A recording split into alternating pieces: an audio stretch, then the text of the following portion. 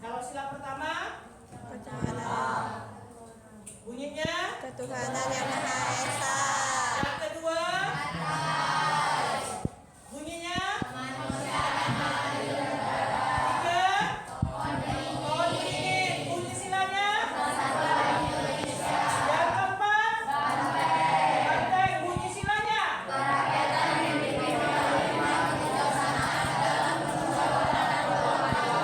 kelima, bunyi silanya.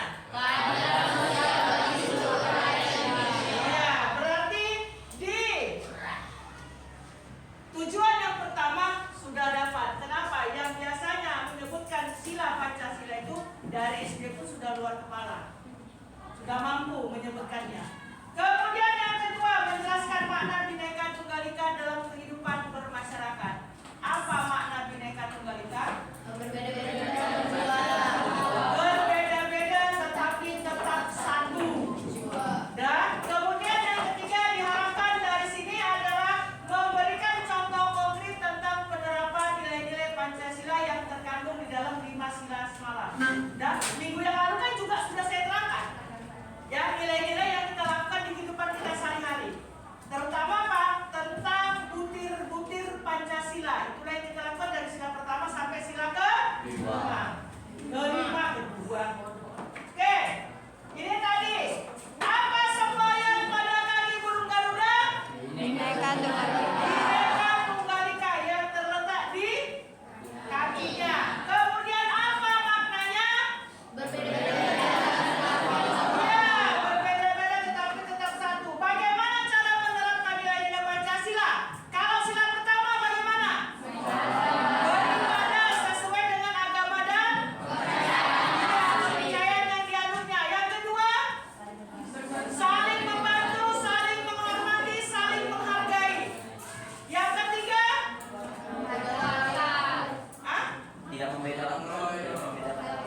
bisa bergotong royong, terus menjaga toleransi. Apalagi bermusyawarah kalau ada masalah. Terus Tidak membeda-bedakan. tidak membeda-bedakan suku, agama dan Ras. Nah, baik, sekarang kita masuk. Nah, di sini ada lambang dari 5 sila. Ada bintang, ada rantai, ada pohon beringin, ada kepala banteng, ada padi dan ikan mas. Ini semua ada maknanya. Ya. Kita tahu Pancasila, panca artinya 5. Makanya di dalam Pancasila itu ada 5 butir. Sila artinya prinsip atau dasar atau asas. Makanya kalau Pancasila itu diartikan 5 dasar atau 5 asas atau 5 prinsip. Nah, 5 dasar inilah di dalam isinya. Nah, kenapa di sini ada hitam? Hitam ini menandakan semua yang ada di dunia ini itu terjadi karena kuasa Allah. Jadi, kenapa dijadikan nomor 1?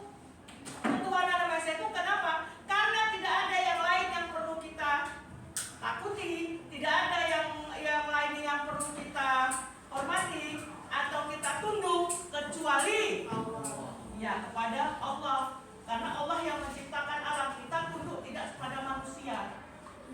Ya. Jadi tanamkan dalam dirimu motivasi. Dia bisa, kenapa saya tidak bisa? Karena sama-sama kita. Kemudian kalau rantai itu kita tahu adalah jalinan, yaitu kan jalinan besi kan, saling berkaitan.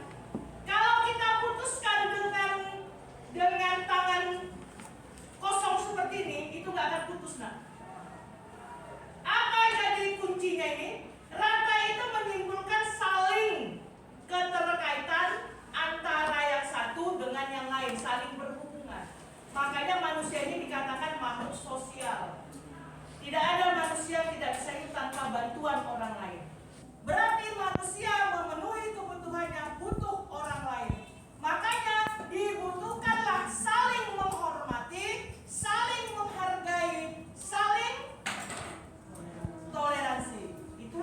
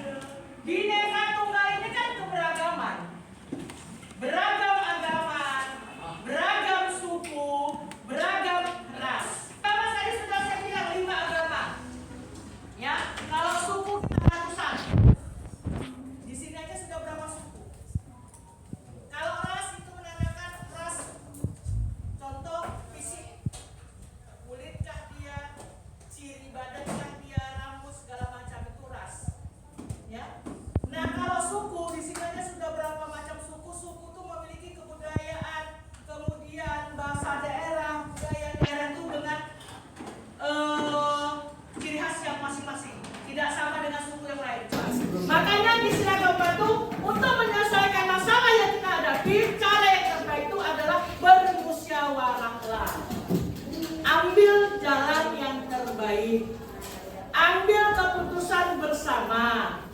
Apa solusi masalah yang harus diambil kalau masalahnya seperti ini? Kan gitu. Jadi berembuk. Baru padi dan kapas. Padi dan kapas ini melambangkan apa? Sandang dan pangan. Sandang, pangan, papan.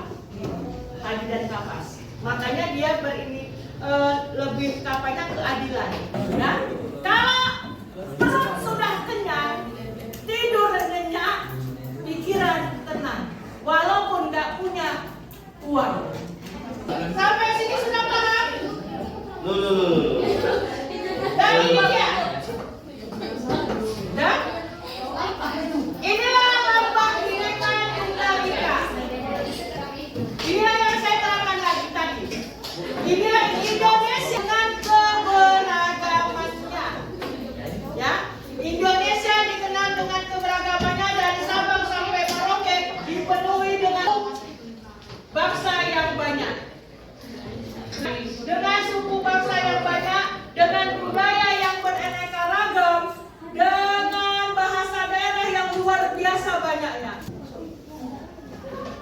Contoh pada saat perayaan nasional, contoh seperti kemerdekaan semalam yang dirayakan di IKN pertama kali di IKN dengan dimeriahkan dengan pakaian adat yang luar biasa, ya, dan dimeriahkan dengan tarian-tarian daerah yang juga luar biasa. Itu memukau para undangan dari mancanegara.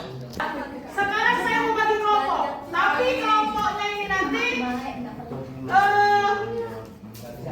hitungan. Hitung 1, 2, 3, 4, 1, 2, 3, 4, 1, 2, 3, 4. Jadi nanti kalau 1 bergabung dengan 1, 2 bergabung dengan 2, 3 bergabung dengan 3, 4 bergabung dengan 4. Oke? Duduk tempatnya masing-masing. Kita hitung. Hitung. 1, 2, 3, 4.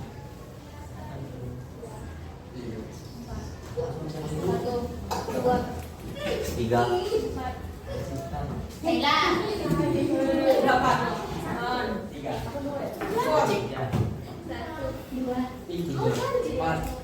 Yang 1 ketemu 1, yang 2 ketemu 2, yang 3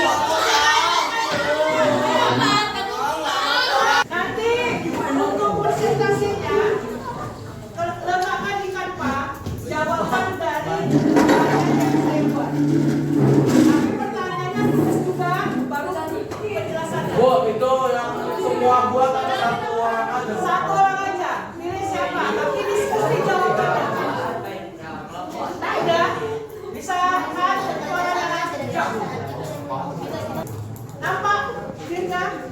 Nah, nampak. Kalau nampak, nomor 1 untuk nomor 1, nomor 2 untuk kelompok 2, nomor 3 untuk kelompok 3, untuk kelompok 4. Buat kesimpulan dari materi ini. Kesimpulan dari materi hubungan Pancasila dengan Bhinneka Tunggal Ika. Nah, itu dia untuk nomor 17 kelompok 4. Oke, 20 menit selesai. Yang mengerjakan di kanva hanya 1 orang, diskusi jawabannya apa?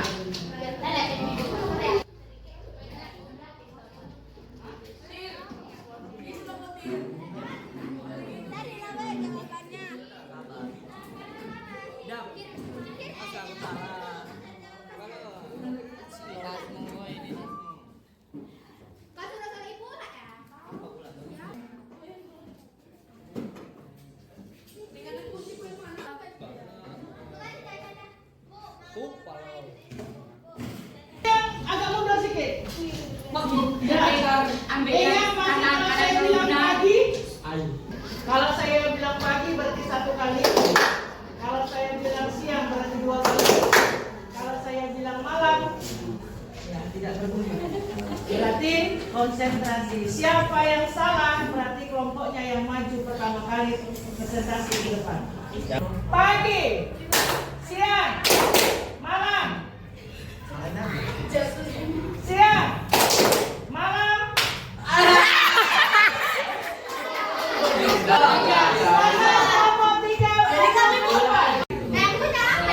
warahmatullahi wabarakatuh. Waalaikumsalam warahmatullahi wabarakatuh. Kami dari kelompok 3 akan mempresentasikan hasil kerja kami yang beranggotakan Naila, Raffi, saya sendiri ya, Alvin, Raihan, Jaberi, Rahman, dan Rafa.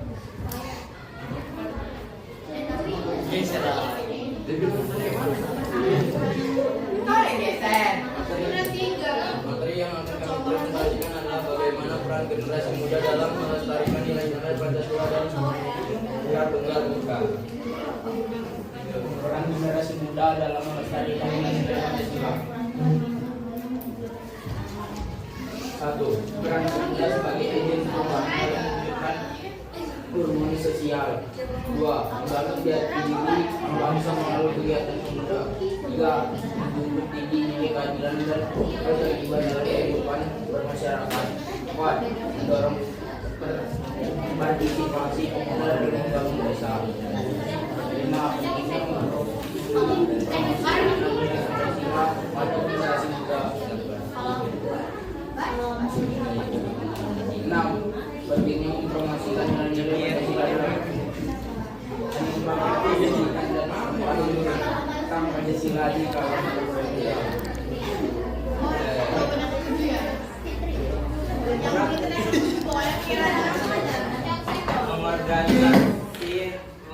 Mengorganisir diskusi dan pelatihan tentang Pancasila, mengadakan kegiatan sosial meningkatkan solidaritas dan kemanusiaan, menggunakan teknologi informasi untuk mengedukasi tentang Pancasila, menggalak kemitraan dengan instansi terkait dalam rangka menerapkan Pancasila, melakukan pengabdian masyarakat untuk meningkatkan kesejahteraan, menjaga dan melestarikan budaya lokal di desa.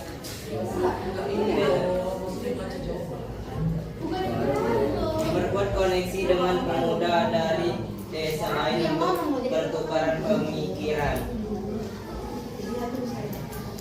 Peran generasi muda dalam melestarikan Bhinneka Tunggal Ika. Generasi muda memiliki peran penting dalam melestarikan Bhinneka Tunggal Ika, yaitu dengan mengembangkan sikap inklusif dan toleran terhadap perbedaan, menghargai keberagaman budaya, dan menyelesaikan konflik secara damai.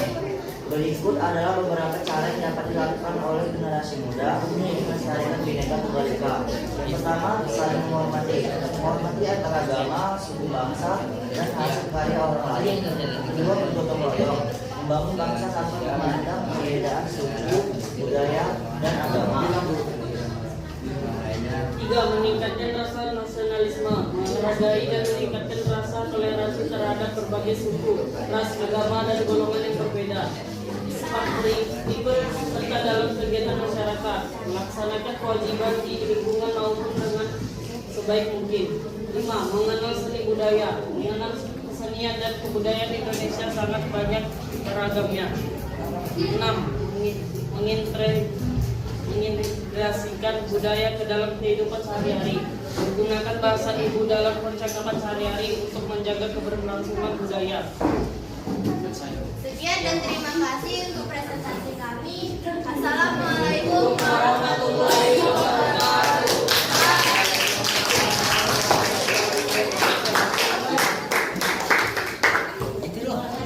Assalamualaikum warahmatullahi wabarakatuh.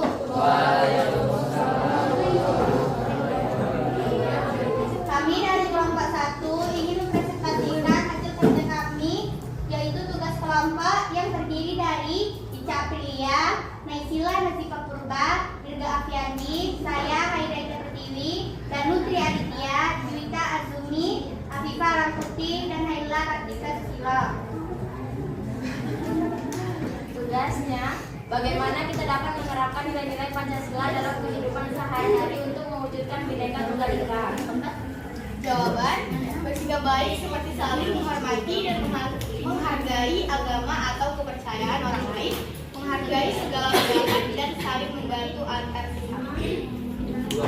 Menghargai keberagaman mulai dari bahasa, budaya, agama, dan ras. 3. Memperkuat toleransi antara para pemeluk agama dengan cara memberikan kesempatan untuk menjalankan ibadah masing-masing. 4. 4. Berlaku adil pada semua orang sesuai hak dan kewajibannya, merawat keseimbangan hak dan kewajiban diri sendiri, dan menghormati hak-hak orang lain. 5. Mengutamakan musyawarah dalam mengambil keputusan untuk kepentingan bersama. 6. Menjunjung perdamaian seperti menghindari kekerasan, mencegah ketertiban, dan menghindari sikap kedaerahan yang berlebihan. 7. Menjaga nama baik bangsa seperti dan membanggakan bangsa lain dan menggunakan bangsa sendiri, dan melakukan demonstrasi secara damai rasional, bertanggung jawab serta membela kepentingan. 8. Menumbuhkan sikap saling menghormati, menyayangi, dan menghargai di masyarakat. Sekian dari kami. Assalamualaikum warahmatullahi wabarakatuh.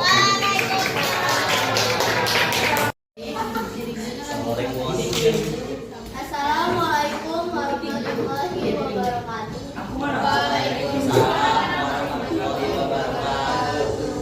Berdirinya kami di sini ingin mempresentasikan hasil diskusi kami tentang PKN yang beranggota 8 orang, terdiri dari saya, wanita umum, tulis, saya Nesya Fitriani Harahap, saya Mimi Fitriani Berutu, Saya masih datang lagi. kami dapat tugas yaitu apa saja tantangan yang dihadapi dalam menjaga persatuan dan kesatuan bangsa. 1. Kurangnya kesalahan akan kepentingan persatuan. Dan contohnya itu merendahkan orang lain, sering memusuhi orang lain, berlaku tidak adil pada orang lain. Yang kedua, perbedaan pendapat satu sama lain.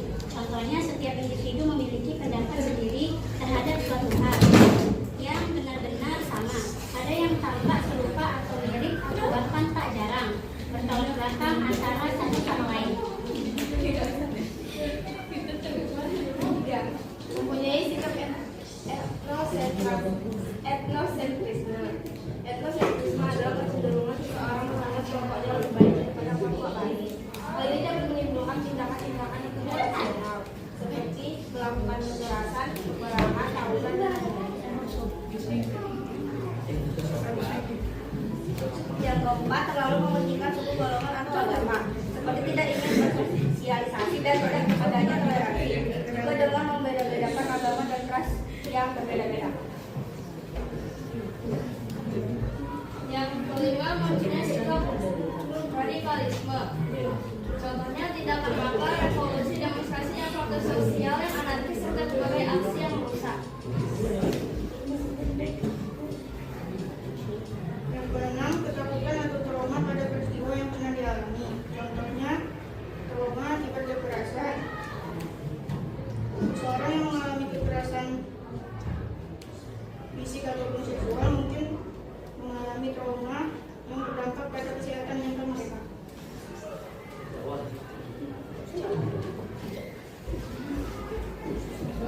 Nomor 7 ialah maraknya pengaruh budaya dari luar. Pengaruh budaya asing dapat memiliki dampak positif dan negatif. Pengaruh budaya asing di Indonesia dapat terlihat dalam berbagai aspek seperti gaya hidup, agama, dan media. Nomor 8 ada kesenjangan sosial dan ekonomi. Kesenjangan sosial dan ekonomi adalah kondisi ketidakseimbangan antara masyarakat satu dengan lainnya.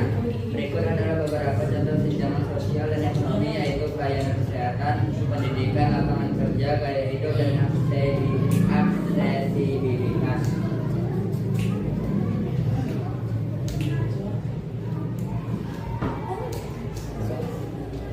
Sembilan, kurangnya pemahaman akan budaya. Contohnya adalah berusaha mencari tahu melalui info atau sumber terpercaya. 2. Menjalani toleransi keberagaman budaya. 10. Penyebaran berita hoax atau penyebaran berita bohong atau hoax. Contohnya adalah bohong, fitnah, atau aktivitas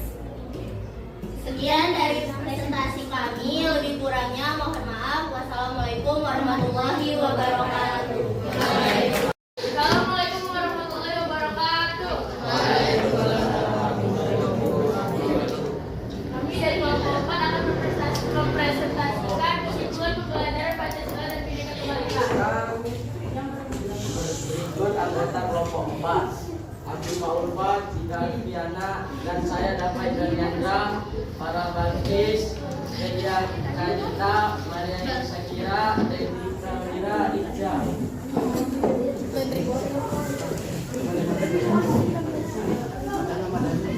Pancasila dan Bhinneka Tunggal Ika saling berbeda dan memiliki peran penting dalam menyatukan bangsa Indonesia.